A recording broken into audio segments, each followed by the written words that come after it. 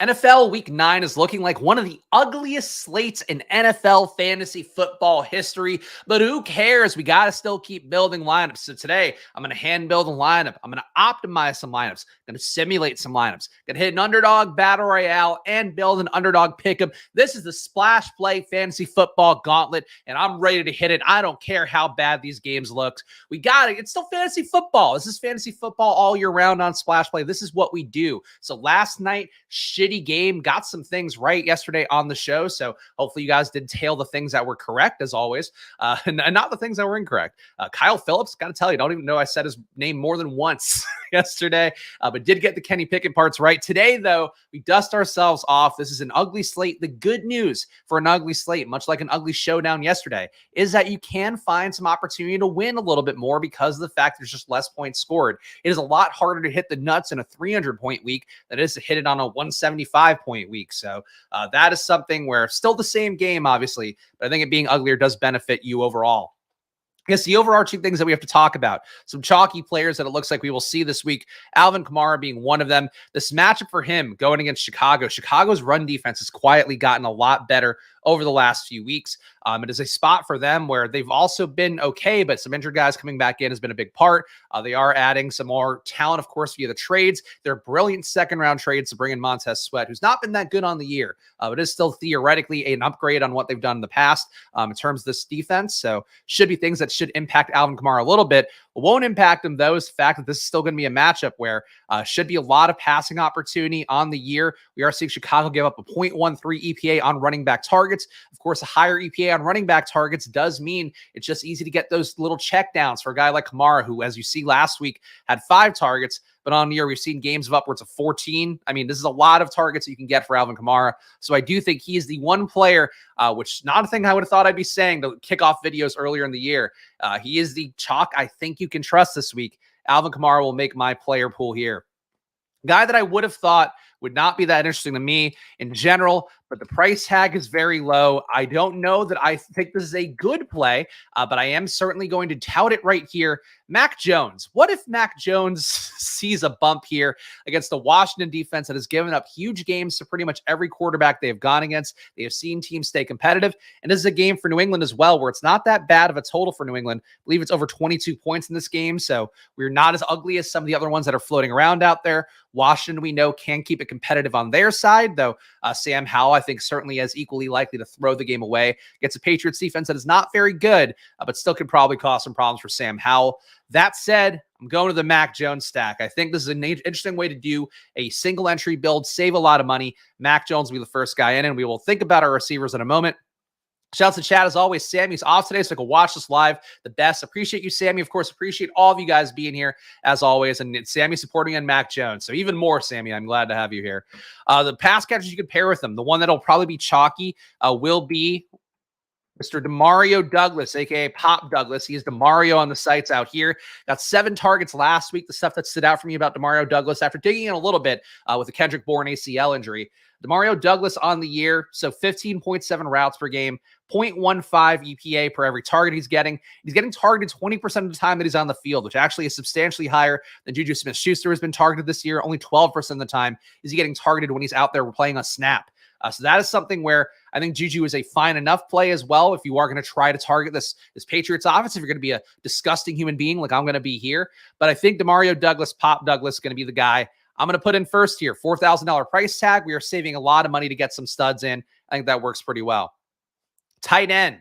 I think another situation here where I'm inclined to go to the double stack. Mac Jones could certainly run a little bit, 2.5 rushes per game. It felt like ran a little bit more last year, but still not enough rushing upside to feel confident about Mac Jones as an unstacked QB. A single stack, I think it'd be hard for him to get there, but if Mr. Hunter Henry gets back off the schneid, he certainly can get there.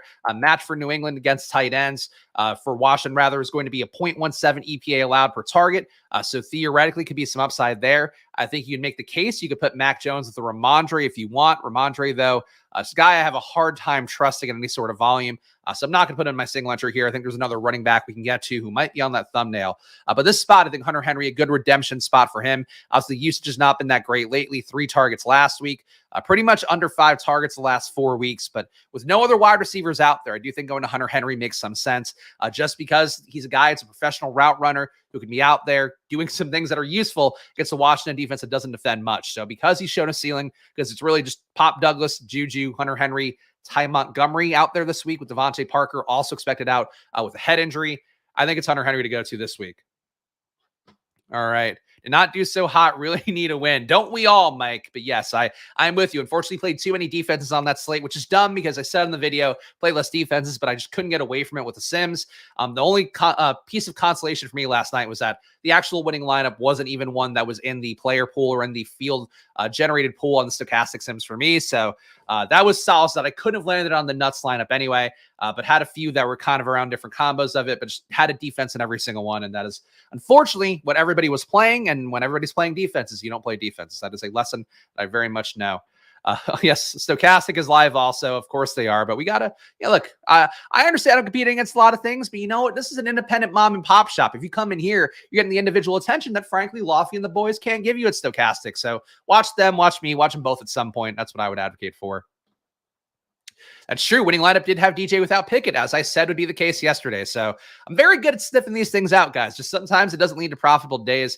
But obviously the hope is that you do compile enough of these kind of macro takes, these micro takes for a showdown slate together, and you'll get there sometimes. And that was not the day for me yesterday, unfortunately. Running back. So another guy, I think this is a week where I'm going to pay up for 2 running backs. And I think Saquon Barkley is an interesting play for 2 reasons. Number one, Josh Jacobs is going to be very highly owned this week. Josh Jacobs, I think, in a pretty good matchup as well. Also going to have Antonio Pierce as a new head coach. And one tendency that I've observed over the course of time, guys like Josh Jacobs tend to get a little bit more work when there's a defensively minded coach out there because they think the defense can win them games. So they just want to keep the offense from turning it over, from making mistakes. That said, we have the push-pull of Aiden O'Connell being out there having to feed Devontae Adams to some extent. Devontae Adams has talked about how they're back to try and have fun out there now that Josh McDaniels is gone. But Josh Jacobs is going to be the chalk, allegedly, according to both ETR and Stochastic. Stochastic projecting him for, 22.6% ownership. ETR projecting him for 30% ownership. So I think what you want to do is try to get leverage on Josh Jacobs. The way you get leverage on Josh Jacobs is playing the other running back in this game. 2 running backs from the same game so rarely have outlier performances. And I do think that Saquon Barkley is in a pretty good spot. We've talked about he's up to 27 to 10 touches per game on the year. Last week, again, with the Tommy DeVito filling in for Tyrod Taylor stuff, he got to 36 rushing attempts, 5 targets, 41 intended touches for Saquon Barkley last week, which the least efficient running back in football is Saquon Barkley. Of course, a negative 0.21 EPA per rush, negative 0.39 EPA per pass. If you can get 41 touches, it could be you out there running. You literally, the person watching this on YouTube, if you get 40 touches in an NFL game, I know there's the Twitter memes and all that, you can actually have a productive fantasy day if your team and things are going the right way. So Saquon Barkley being a shit running back, I don't care. 41 touches in this spot and leverage against the highest owned running back in the slate. I'm going to Saquon Barkley here. So that's really coming around on Barkley lately. Yeah, again, 40 touches, 40. That's like 1985 running back touches. We don't get that anymore. So I think that Saquon's a good play this week. The Q tag probably keeps the ownership down. And again, he's just direct leverage on Josh Jacobs. If we're going to see Josh Jacobs be chalk again, even though Josh Jacobs, has he had a game that's been usable once? Like he's had 16.8, fine for a showdown. All right, he did put up 28 points against the Chargers, so that's a bit unfair by me then, but hasn't crested over 20 besides that one game against the Chargers. And yet there's going to be a third of the field on Josh Jacobs. God forbid he somehow ends up the guy that gets completely steamed up and ends up with 50% of the field on him. I don't think so, man. I think Josh Jacobs is very dangerous chalk. And I'm not going to read this one. I'll pull it up for everybody who watches YouTube. This is going to end up in the podcast feed as well. So sorry, podcast people, but I'm not going to read that post. But it's there. It's there if you need it. All right, other receivers that we can go to this week. And again, there are not a lot of them to love. That said, you know what? We just made a bet against Josh Jacobs by going with Saquon Barkley. Why don't we really heavy up the bet on Josh Jacobs and go to a man that has cost me a lot of money this year, a man that's costing me in best ball every single week, a man that can't get there no matter what the slate is, what the format is, Davante Adams, who 2.1 fantasy points last time out of 7 targets. I think we can hopefully blame Jimmy Garoppolo for that one. I believe the last time that Aiden O'Connell played was the Chargers game, if I'm remembering correctly. Did have 13 targets in that one, showed 15.5 fantasy points, but there is a bigger ceiling in there. So we are going to go to Mr. Davante Adams once again this week. I am going to keep chasing my money into a burning pit of Davante Adams embers. But Davante Adams, I think we've now doubly gotten leverage against Josh Jacobs. I'll still play some Josh Jacobs this weekend to be clear, but if this guy's going to be 30% owned, again, ETR is a very good ownership projection site. I do not want to be on 30% Josh Jacobs. So let's get a little bit different there. Be contrarian, pay up a wide receiver and play Adams, Brown, Lamb. Not necessarily because people are taking a semi-discount with Jacobs, so that's not really paying up all the way. I mean, the Kamara part, people will be paying that one for sure. So if you combine the price tags there, people will be spending on average $8,100 plus $6,900. So they'll be spending $15K in salary at running back. So I guess if you were to pay off that $15K combined salary, or if you just do it with different running backs, that'd be the best way to get leverage. But you don't necessarily have to pay up at receiver. You could pay up at tight end or something. I don't think there's a chalk tight end this week people are going to be going to. Mark Andrews is a good play on the week, though, so there you go. But nobody too highly priced. This is not a Travis Kelce slate, of course. Chiefs playing the Dolphins in Berlin. So if you want to play the early Sunday morning showdown, you can do that, but I'm probably not going to be up in time, and I'll be doing a stochastic stream when that kicks off. Other wide receivers we can get to this week. There's nothing that even resembles chalk at this point. Also worth pointing out, obviously I'm playing up Pittman here. Playing Carolina should be a pretty good matchup for Jonathan Taylor / Zach Moss this week. Not sure I'm going to get to these guys in that lineup, but Carolina's so bad run defense on the year. Obviously, we did see Kenneth Walker fail against them recently, but still just a matchup overall where they are not good, giving up a 0.03 EPA per rush attempt, 0.01 EPA in red zone rush attempts as well, 7% touchdown rate on the year. Carolina's defense is just one that's pretty ripe for one of these guys to get there. And actually, Jonathan Taylor in the flex, maybe? Taylor? I mean, is Taylor involved enough, or is it Zach Moss? Let's save that one. I think let's pick out our third receiver, and that'll be kind of an important one. Bellinger might get some steam, maybe as a cheap guy. I don't know. We'll see what the projections say in a sec. All right, let's plug in one more receiver here. Let's see what we can do. Chris Olave against Chicago. I do kind of think that's interesting as well. Pretty good pass game matchup. Olave has had a ton of air yards on the year that have gone absolutely nowhere, and it just feels like he is due for a breakout game at some point. New Orleans, one of the highest totals on the slate as well, 25 implied points. And one way to decrease the ownership product for a guy like Alvin Kamara, who, again, we are putting in this lineup here, projected to be 22% owned or 23% owned by Stochastic, 29% owned by ETR is the Alvin Kamara ownership projection. You can decrease the ownership product a little bit by playing another Saint. So you didn't have to fade Kamara, but if you cut him down with, again, an Olave, a Michael Thomas, Taysom Hill, if you want to get really spicy with it, that's certainly one way you can cut the Alvin Kamara ownership down. So I'm going to do that here with Chris Olave. We'll probably not be a Jonathan Taylor build now. Let's get our defense in. Best defensive matchup is probably Browns against Clayton Tune. That's, assuming that is going to be the case, it does look like it'll be Kyler Murray sitting out at least one more week, and Clayton Tune being out there with Josh Dobbs, of course, traded to the Vikings. 4,200 though for a Browns D that I don't think is putting up big point totals, are they? 16 points last week. Yeah, they're like a good defense in terms of limiting the opponents. They're not a good defense in terms of getting actual production. The irony is that they gave up 38 points in this game, and that's their highest scoring defensive game of the year. It's pretty crazy. All right. Other defenses. Go to cheap defenses, of course. I'm always dying to go to a good cheap defense. Seahawks D against Lamar feels pretty tough. Bears D against New Orleans. We are not on that side. Rams D against old Jordan Love and the boys. Is this the week that they finally get something productive? Probably not. Let's see. Rams, 24% blitz rate, 19% pressure rate. Not doing a whole lot there. They're basically average. I mean, they're not great against pass defense, but neither is Jordan Love. Man, what if this is the Jordan Love breakout spot? I got to play some Jordan Love just in case it is. But I don't think the Rams D is my choice. We are playing Giants, or we're playing Giants and Raiders, actual players from it, so we don't want to go there. Green Bay going against a banged up Rams team, I guess at home, Maybe presumably some cold weather. Obviously, nothing that we've heard about in a major way like the Denver game last week. But Green Bay, I feel like could be live to do some damage here. This is a low total for the Rams, 17.5 implied points. Stafford banged up. Cup having a down few weeks as well. Risky spot, but I don't really care because it's a cheap defense or a cheapish defense. So that's what we're going to go there.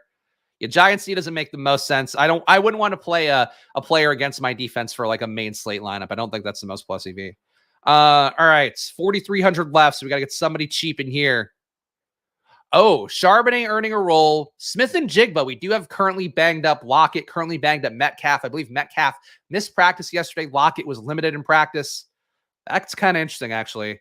All right, fuck it. JSN it is. This is going to be the final team here. Mac Jones, Alvin Kamara, Saquon Barkley, DeMario Pop, Douglas, Devontae Adams, Chris Olave, Hunter Henry, Jackson Smith, and Jigba, and the Packers D. Let's put it in the huddle, 10K to first. This is my hand-built entry, and now let's see what the projections say. I could have done better. Let me refresh here to make sure they are all good. Always throw in one of your lineups in the 3 maxes. Well, good. I mean, it's been a decent cash rate for the lineups. We're not winning anything, but we are cashing pretty regularly with the hand-built lineups. So unfortunately, not last night because again, fucking defenses, those goddamn defenses. All right, top projected players here. Not going to look at the Frankfurt slate. Ooh, fancy naming here by Stochastic. Not even Sunday AM, Frankfurt. How juicy. Top players here projection-wise. Jalen Hurts, Lamar Jackson. Jalen Hurts against Dallas. We do know that those have been some outlier passing games in the past. Gardner Minshew strafing Dallas last year for a big game at the end of the year. So definitely some upside there in Jalen Hurts, who's going to be low owned. We will see in a moment. Lamar Jackson, Alvin Kamara. So he is projected like the QBs. That is going to be a nearly unfavorable projection, I think, when we run the optimizer. Josh Jacobs, A.J. Brown. So Jalen Hurts and A.J. Brown, if this is low owned, and it might be because people do fear that Dallas defense. Pretty decent projections for those guys. Values. Giants D looking like a top value on the slate. So if you're not playing Josh Jacobs, playing Giants D, certainly a logical way to get leverage there. Can certainly run bad for those guys as well. The Raiders, of course, a new coach there, new play calling, new, like everything is going to be new. And I think the guy they're going to have as a play caller doesn't have much of note. I believe he's an Adam Gase disciple. So if you really want to go, and that's never a good thing. You don't want to hear Adam Gase disciple as your offensive coordinator. So sorry to the many Raiders fans I'm sure watching the stream right now. But Giants D, I think, is live to be a solid play. Obviously, we went the opposite direction, leaning into there being scoring there. But they are the top value play on the slate. Mac Jones, yeah, just win, baby. I think it's going to be the opposite for them the rest of the year, but could bode well because they are a team, I think, that should have their first round pick, right? So, or did they trade that away for Adams? I would assume they were probably out of the clear on that. If they have their first round pick, they should absolutely be tanking right now because they need a QB. I don't think Aiden O'Connell's a long-term answer. DeMario Douglas, a top value, so we got him in there. Baker Mayfield, Derek Carr. Nothing too crazy with what we are seeing with this stuff. And again, I don't know why I'm copying it again. Ownership projections from Stochastic. I think they're probably not updated again recently. Alvin Kamara, top projected owned guy. Josh Jacobs at number 2. CeeDee Lamb coming off the big game at number 3. I feel like that's a mistake. I don't want to target this Philadelphia defense. Yeah, I also don't believe that CeeDee Lamb's going to get priced up coming off one big game. People are going to chase it that much. Tony Pollard too. If this is accurate, like I would just take the Dallas side out of the equation. I think CeeDee Lamb's been playing out of his mind lately, but he's just getting 8.6 intended touches per game. And that includes 0.6 of a rush per game. He's just not he's not a guy that should be paying, you should be paying 8,200 for, even though obviously he would have smashed that price last week. To me, that was like an outlier week. I don't think that's a spot to go to. Tony Pollard, though, again, chalk. I find it hard to believe he'll be chalky after what he's done the last 6 weeks of the season, let alone what he did as chalk last week. Saquon Barkley, 20% as well. There we go. So there's a lot of guys here who are going to be highly owned over 20%. And Rachaad White, not too far behind going against Houston, who historically a pretty hospitable run game matchup. This year, not so much. Negative 0.08 EPA per rush allowed by the Houston D. They are missing tackles at a pretty high rate, 19% missed tackle rate, but an 18% tackle for loss rate, which is pretty good. So I guess kind of a boom bust spot for a guy like Rachaad White, who I think tends to err on the bust side a little bit more. All right, let's go to the fantasy crunch here. I already preloaded the optimizer, so we are going to see what the top optimized lineups here. Of course, no stacking involved, just all this stuff. So we have the top projected lineup, looks like this one with Jalen Hurts, Chuba Hubbard, Alvin Kamara, Wandale, Chris Olave, DeMario Douglas. Oh, you know what? I didn't upload the projections. That's why. Or did I? No, I guess I did. Huh. Fuck, I guess I'm just baffled by this lineup, but okay. Demario Douglas makes it in. You can see the guys that mathematically are getting into a lot more lineups over on this side. Alvin Kamara made 100 out of, or 100% of the lineups here, 25 out of 25. Josh Jacobs, 100% of the lineups, 25 out of 25. Demario Douglas, 100% of the lineups. So it does feel like those three guys, again, same thing we talked about yesterday with the showdown video. When a guy comes up together, or when groups of guys rather come up that easily naturally in the projections, that just means the field's going to be forced to go to them a little bit more than they even realize. So I would think there's going to be a lot of Kamara Jacobs backfields this week, and certainly not a surprise to see it. Does seem like projections don't push us towards Saquon, so does a lot of ownership go in Saquon's way based on what the stochastic data has, as well as the ETR data? Actually, what does ETR have for Saquon? So fucking congested. 20 implied or 20% projected ownership for Saquon by ETR, and also 20% by stochastic. Kind of wonder if that's going to be lower, because people are going to go to Kamara at the same price point. People go to Jacobs. I don't think they're going to also play Saquon. So I think that 20% mark for Saquon might be a little bit too aggressive. So that's something that I would say jumps out as well from the projections. Patriots D coming up a lot. Packers D coming up a lot. So I guess I'm not alone there projection-wise. Tight end, you're getting Hockenson or bust. Hockenson, if we see Jaren Hall start, is a pretty risky play. If we see Josh Dobbs start, I guess also kind of a risky play, though I think a guy like Josh Dobbs, who is a vet coming into this offense, is probably going to do a lot of checkdowns to Hockenson whenever he does play. So if Hall's going, I think this Hockenson chalk is not good. If it is a guy like Dobbs going, if it's Dobbs going, I think that Hockenson is a much better play. So something to watch here because the projection is definitely forcing you on Hawk a little more than I would want to see. All right, Sims, let's see what they have here. I guess I didn't start the Sim, so let's run that here. And while the Sim gets going, guys, please make sure to subscribe down below. Please hit the like button. Please leave a comment if you're watching after the fact. I always reply. And of course, hit the join button as well if you want all the data that I look at, the EPA metrics, also the routes per targets per route numbers, all the stuff that you would expect to see on my matchup sheet. I do drop that every Saturday morning here for the Splash Play family here, the people who are hitting the join button for $4.99 a month down below. So please do that, and please get in the mix. Also, hey, listen to Sammy. For all the squirters out there, yes, please hit that like button. Stochastic Sims are sick. That is also true. Sammy dominating the chat today. Sammy is my one pal, my co-host for today. But obviously, always appreciate seeing new names in the chat too, as well as our seasoned veterans of the Squirt Squad. So thank you guys for hanging out with me today on this fine Friday for one of the ugliest slates, again, we will have all year. But still money. Money's still green on ugly slates. I can tell you that. If you're not familiar with the stochastic Sims, what it does is it tries to generate 10,000 lineups and has them compete against each other 40,000 times. That is what it's doing right now live. And that's also why I sometimes try to do it before the show to save on this crunch of filling air. Here, I'll throw the football. Woo, woo, woo. Look at this great form. A young Will Levis, many have called me. You're all good, Sammy. It's okay. It's the chat's quiet today, so you can dominate as much as you want. I feel like whenever Tyler's not around, the chat's always just a little more, anybody can step up and take lead. So I respect the Lord of the Flies approach to the chat always. All right, let's see what the Sims give us here. And of course, you can play these lineups if you want. You can pause your screen right now and you can grab all of them if you please. Of course, the data does move around over the course of a weekend, so keep that in mind. I would certainly try to get the most updated data for yourself and get the Sims for yourself if you can from Stochastic. But let's see. Top simulated lineup. Bryce Young, Alvin Kamara, Chuba Hubbard, Adam Thielen, Tyler Lockett, Wandale, Dalton Schultz, Saquon Barkley, and Giants. So Saquon makes it in as a positive. This Bryce Young stack, less of a positive. All right. I mean, they're going against Indy, who does give up a lot of big plays, a lot of explosive plays on the year. 0 flat EPA per drop back allowed, 0 flat EPA per pass allowed, 0.03 EPA allowed in red zone passes. I guess it's not a bad matchup. I certainly don't want to live and die by Bryce Young stacks, but Adam Thielen having kind of a down week last week, maybe the ownership comes down a little bit. Stochastic projecting him for 11%, ETR projecting Thielen for 19%. So I don't know. Don't know that I trust that one that much. But let's favorite the top 150 and see what the exposures would look like across an entire portfolio. Alvin Kamara, 66% exposure. So Sims saying that Kamara is good chalk. I would agree. Obviously, it's always all relative. But I would say relative to the two chalk plays of the week with Kamara and Josh Jacobs, I think Kamara is the better chalk out of the two by a pretty wide margin.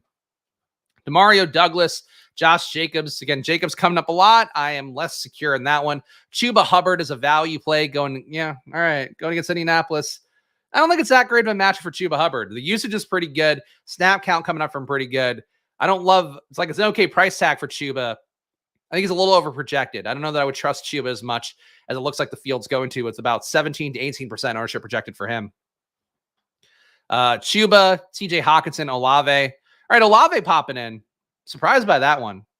Highest leverage players and wants to get more than the field of. Again, Kamara, Douglas, Jacobs. So it is really pushing you towards the chalk this week in terms of what the value plays are. So that's something to keep in mind. I guess there is kind of an obvious construction, and it's something like Kamara, Jacobs, Pop Douglas, Hawkinson, maybe Chuba in the flex. Actually, let me go back and see that really fast. Are we getting a lot of running back flex? Yeah, Jacobs flex, Jacobs flex, Jacobs flex.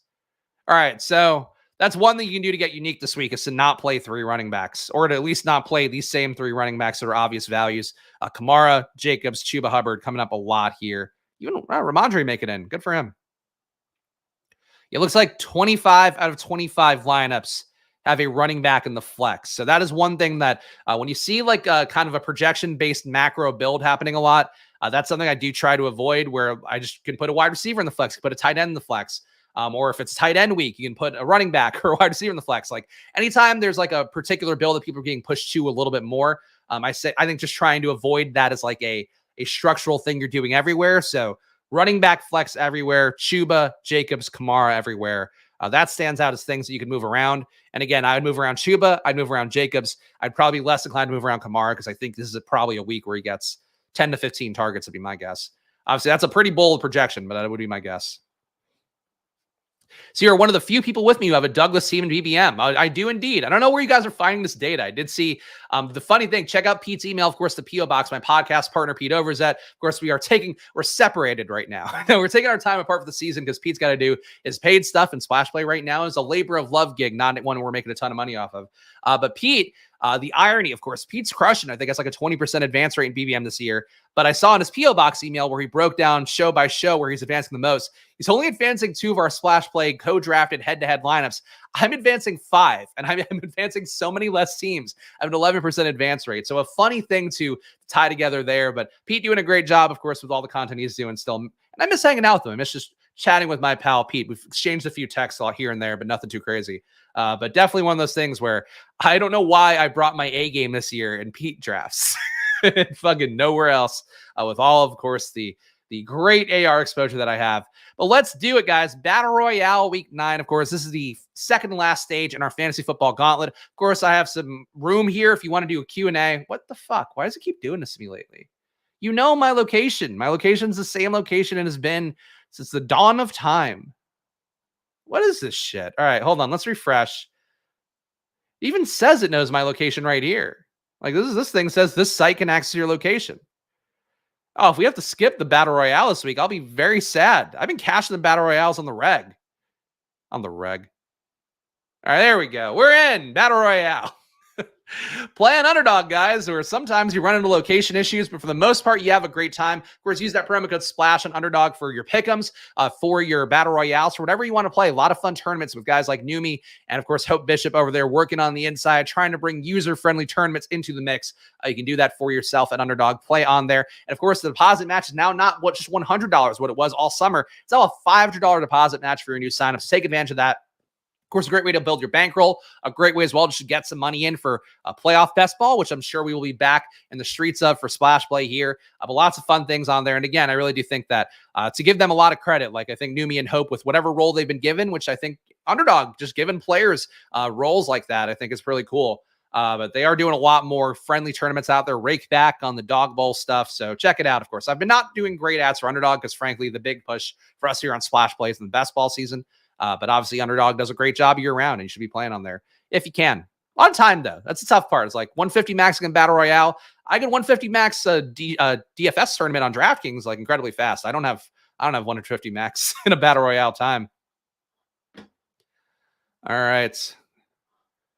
I don't even know what this con, not as good as probably though. I agree. UD saving Spags money since 2023. Yeah, something like that. Not without Best Ball Mania's going this year. They're not saving me any money. DraftKings, of course, the official home of Chris Spags. If I win the Millie Maker, that's saving me a lot of money. All right, what are we doing here? Oh, we got Kamara. All right, I'll take Mr. 101 Alvin Kamara. No issue with that. I think Kamara is certainly a player, a little bit less value on a site like Underdog because it is half-point PPR. The touchdown equity is still pretty good. And I think the worst case scenario is it gives you a usable game here on the Battle Royale. May not be a ceiling player you need, but who gives a shit? My favorite punt stack in Battle Royale, I mean, it'd probably be Mac Jones. I'm Mac Jones for punt and everything. I think he is the punt QB of the week. That said, Battle Royales, like frankly, I only do one on the stream every week. I'm not actually doing a lot in my private time. So that's why I certainly encourage you guys, if you want like the meta, the ways to win Battle Royales and stuff, like watch the Badge Bros. I think they're very much in the streets every day, working to get better at it. Like for me, it's like, this is just a fun thing I do. If I were in the toilet, I would put a Battle Royale in. But it's different strokes for different folks, and certainly people who are the shitter game players like I would advocate for, they certainly have their Battle Royale wins as well. So go for it. How to pick him up in fantasy? Scary. We're talking about Mac Jones. Yeah, it's scary. Look, for Mac, I don't know that it's going to be a multi-week thing where I'd expect big upside. If he's going to do it, and this unfortunately has not worked out a lot, where if he's going to do it, it's this week's spot. Like, of course, I said that about the Packers with Jordan Love going against the Broncos. I've said that that it's happened a lot this year where the guy, if he's going to do it, it's this week, and the guy doesn't do it. But if Mac Jones is going to do it, like it's this week at 4,900 with really cheap guys stacked with him against the Commanders D that is incredibly hospitable and also gotten worse. Like, I don't know how you handle that. I think he's too cheap. I think that entire stack is too cheap for that. I have a white badge, but I like your red one better. I'm on my way. Yeah, I've had the red one for a while, and it kind of sucks because there's like nothing else to build to. Like even if I got the goat horns for winning something, like I don't want goat horns. I like that my Labrador mascot is wearing a little USC Trojan style thing. So I don't know. I don't know what they need to give you new badge levels. I think that's where we are in the game. I think I'm just going to play the same team I was playing that I hand built, which is sometimes my issue in these, that I just like the guys that I like. But Devontae Adams, again, we're getting leverage against Josh Jacobs, who went 2 picks before. Squeaky wheel narrative for sure is still in play for Devontae Adams. And I think, too, if you're Aiden O'Connell, like you feed Devontae Adams this week just to get on his good side, to not be the one he throws under a bus, to give yourself any shot of winning this job and then maybe not drafting another QB. I still think they will. Aiden O'Connell, not a high pedigree guy, also a little bit old. But I think like you feed Devontae Adams to accomplish that. So we'll see. All right. I mean, Hawkinson, we just saw, was a really strong play on the other side. I have my reservations about Hawkinson as a play, but there's not another elite tight end. I mean, I guess if we go the Mac Jones way again, we could do that. Let's just take Hawkinson. I think this is a pretty big discrepancy between like what the optimizer was pushing us towards, obviously different point scoring, different salary kind of constraint, different structure and all that. But these are like top projected guys besides Adams who are going for pretty cheap. So I'm willing to take this one here. Yeah, UD long overdue on more badges. I think they just don't want to like make another, chasm between people because like there's already like, some resentment, I think, towards badges from the casual users out there who don't have a badge. I don't know. At least I've kind of sensed that from some of the stuff that I've seen on the internet. But maybe that's the logic why.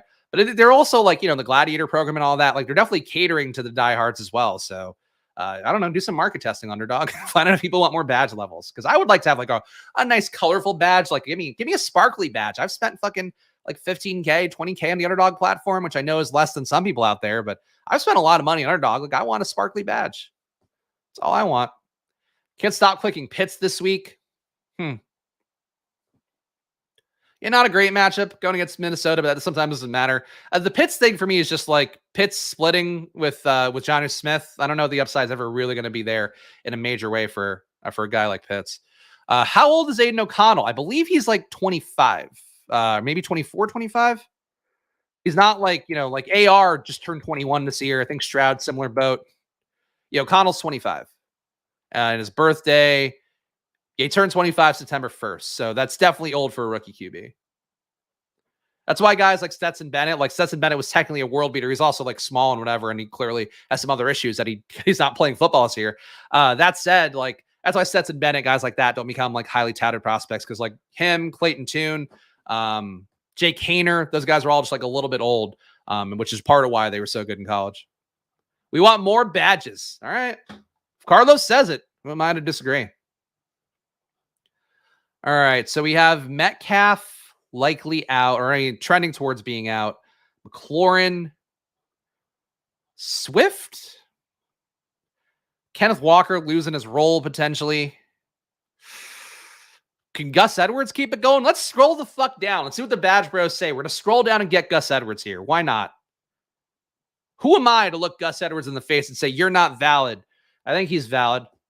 2 straight weeks. I mean, at least on full point PPR over 20 fantasy points. I think on Underdog too. I think he's been over 20 as well. I can't click him here. What the fuck? All right, whatever. Let's see. New England. Fuck it. Let's play the hits, guys. It's Pop Douglas week. I think somebody in the chat asked me about Douglas earlier too, and I hadn't fully, when they asked, I was like, why did somebody ask about Pop Douglas? And I didn't put together the Kendrick Bourne ACL stuff and the Devontae Parker concussion stuff into my head yet. I think Mario Douglas is a smash play this week. He's what people want Tyquan Thornton to have been, and I think he's also like a professional receiver. A lot of great reviews from him in camp. I don't know that he's great for the Battle Royale format. I think I might have made a stupid play there because there are still legit receivers out here. Like McLaurin, Cooper, and I went to Pop Douglas. Maybe a little bit stupid, but we did it. Never forget Whedon, first round 28-year-old. Yeah, that was again, the teams know better now for the most part. But yeah, that was back in the day where they were just like, yeah, he was good in college. Chris Wenke, come on down, man. Doesn't matter. You're only going to play in the NFL for 2 years. Just come on in. Doesn't matter. You could run for president, 35 years old. Just come on in, play some QB. I think Taylor Heineke changed anything meaningful for Atlanta. He did look better last week than Ritter did. 0.16 EPA per dropback, 0.22 EPA per pass, 10 intended air yards per target, so he's getting it downfield. But Drake London's banged up. He should make it better. I think he should make it better for the pass catchers. But he's never been big ceiling guy. He created some good days from McLaurin last year. So I think that he can create it for one of them. But I would think the guy's Drake London. And if London's banged up, I don't know that I have the most faith there. It's not a great matchup either against Minnesota. Minnesota's defense has quietly gotten a little bit better. But they are pretty bad under 20 air yards targets, 0.14 EPA allowed in those plays. Also 77% completion rate allowed. So he can really get him, to death by 1,000 cuts kind of thing. Who would benefit from that? I guess that would be Pitts that benefits. So to our guy Charles's chat, it's Pitts and Shanu's still cutting off, some of the Pitts upside. But I think Pitts is an okay play. And London, if he's healthy and can get out there, he's still an okay play as well.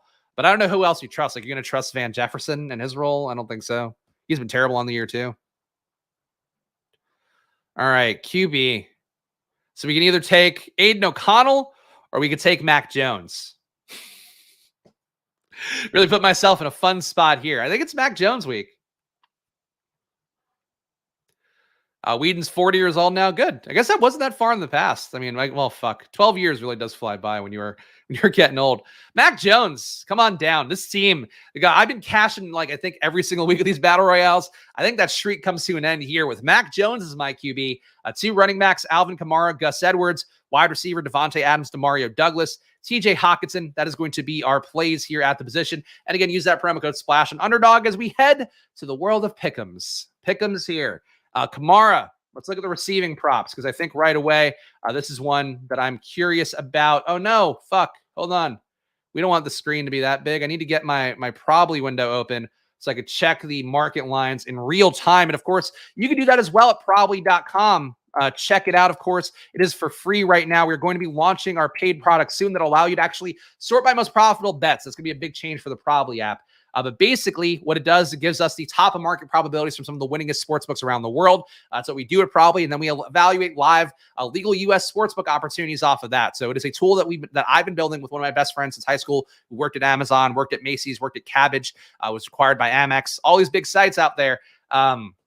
He's been building this product for 18 months. It's out there now and it's free. So go to probably.com, probly.com.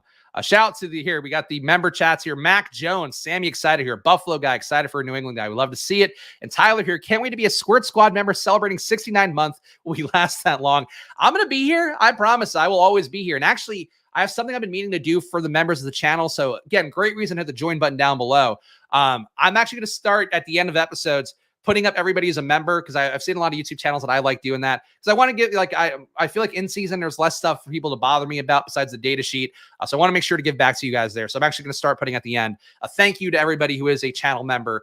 So if that entices you, if you want to be featured at the end of videos, hit that join button. We're going to start doing that on Monday. All right. Receptions for Kamara. We have, okay, so we actually don't have a reception prop for him. What do we have in terms of other props? Because I really think rushing plus receiving, I can get there. All right, 56.5 rushing yards higher, which is the market line as well. 53% hit rate on under. I hate taking unders on splash play, I have to admit. What other Kamara markets are out there? 61.5, 33.5 receiving. We don't have that stuff. All right. I think we're going to do under on 56.5 rushing yards. I do think that Kamara is going to have a tough time running the ball. I think he's going to have a better time catching the ball. I would like to bet on him getting receptions in this one, but it does seem like those markets are down both overall. I can't find it on Probably and can't find it here on Underdog either, but here we go. And again, the Underdog pick'em thing, the thing you need to know if you are betting any pick'ems, number one, you benefit the most by doing a 5-leg pick'em because that is what gets the implied probability the lowest. Number two, if you do have a 5-leg pick'em, you want to have them to each have an implied probability of a little bit under 55%. That's going to give you the best shot at actually winning a pick'em over the course of time. So bets that have a 55% chance of hitting, if you find it priced a certain way on a site like Probably, where we have the probability numbers right there, or if you go anywhere else, like you can calculate a no-vig calculator and all of that. But that's what you should be looking for every time that you build a pick'em slip. You are worth more. Thank you for the super chat, Sammy. I look, that's why I can never be mad at you, Sammy. You can dominate whatever chats you want when I'm here. All right. Other guys that we like this week. Do you think there's any Douglas lines? No, we have Demario Douglas 41.5. Does Demario Douglas have a line in the markets? Let's see. New England 41.5 feels a little aggressive. Got to get there like 5 yards at a time. But I don't know how I could avoid the pop magic. The biggest Demario Douglas guy. 29% of percent chance of over 0.5 touchdowns is what I'm seeing for Demario Douglas. Do not see a receiving prop that we have a credible probability on at Probably right now. But fuck it. It's splash play. Higher on Pop Douglas here. 41.5 receiving yards. It's Pop Douglas week. And of course, one thing you can do if you are in an Underdog pick'em, you can bet Tyus Jones props out the ass, apparently. Tyus Jones, the king of Washington, getting all these prop lines. We can get Mac Jones in here as well. Mac Jones, what is his touchdown line? 0.5 interceptions. He doesn't have a touchdown line. All right, Mac, give me a good prop. Mac Jones, over 0.5 interception. Oh, no. Mac Jones over 0.5 interceptions is a 53% probability. Oh, that's pretty close to a bet you should take on Underdog. All right, so Mac Jones, look, here's the good thing. Fantasy-wise, he could still sling it, right? The bad news is, he's probably going to throw a pick. So Mac Jones, 0.5 interceptions, higher on that one. Again, wish it were 55%. It is not. So we are going to go that way for our Mac Jones prop. Boy, market's maybe not the most favorable. 221.5 passing yards is the market line that I'm seeing for Mac Jones. It was a 50% probability, and that was last updated 1044. So, yeah, that's pretty fresh. All right, well, fuck, Mac Jones. I've been killed by worse than Mac Jones. I'll take it. Who else do we love this week? Saquon.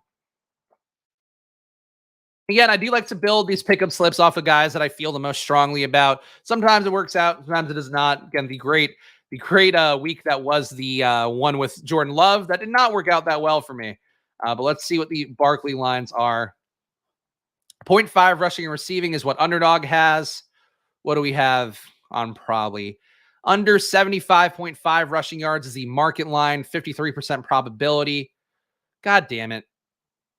And this was updated 11:34, so this is pretty fresh. All right, we got to go lower on Saquon. I guess the pick'em is my hedge on the things I think this week.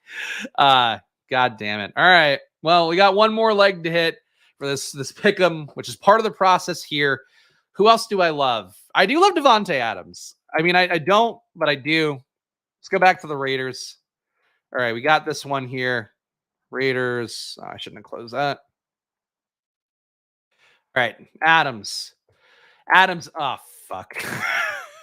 Adams, according to our Probably data, has a 52% chance of going under on 74.5 receiving yards.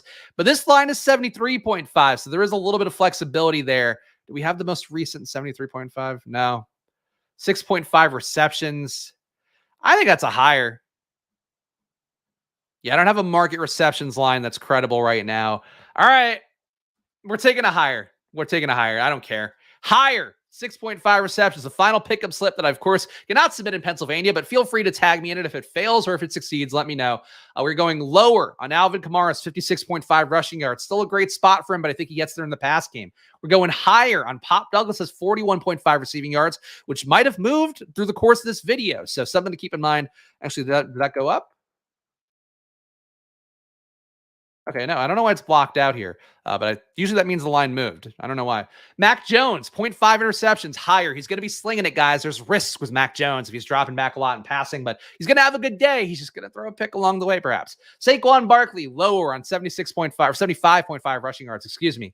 Think it'll be a good day for Saquon. Doesn't have to be just pure rushing, so that we can take this line and not feel too bad about it. And of course, the real splash play is believing in Davante Adams one more week. Davante Adams higher, 6.5 receptions. He's going to get the targets. Does he convert them a little better? Do the drop C's go away that he's had the last few weeks? I certainly hope so, because Davante Adams, I think, still a very talented player who could really help me out in best ball. And if he has resurgence here with Aiden O'Connell, I'd love to see it. So there we go. That's a pick 'em slip. And of course, the ceremonial thing where we try to submit it and it won't let us because I'm in Pennsylvania. No, it can't detect my location. I'm in Pennsylvania. Won't let me put it in, but that's the name of the game here. Not seeing any questions in chat. If you have any, drop them in now. But I guess real quickly, guys, again, Splash Play marches on Monday to Friday, every 11 a.m. So please subscribe down below, hit the like button, leave a comment. Always willing to reply to any comment. Always want to look up data, talk back about your game theory, whatever you want to do. Drop a comment down below. And of course, go check out probably.com. That is my baby there that I just used to try to find some good bets on Underdog. You can find a lot more just by sorting by probability and going Underdog. Just again, anything over 55%, especially, but 54-ish you can get away with. You can still do that and make good pick 'em slips here and just use the math. You don't have to make player takes, and that's something I think is an important part of what we do at Probably. So check it out. We try to help it make it easy for you to get in good bets. AOC, yes, I do remember her. Remember those. All right, guys, that's enough for the week. Appreciate all you guys being here again. Please subscribe down below. Please follow me at Chris Spags. Please follow the show at Splash Play Pod. And no matter what you're playing out there, I hope you have a great week. So I wish you guys the best of luck. If I don't take things down, I do hope you do. So please go have some success out there on our behalf. Shout out to the Squirt Squad. Shout out to all you guys watching live. I will see you guys again next week. So enjoy your weekends. And of course, good luck. Bye. I don't know why.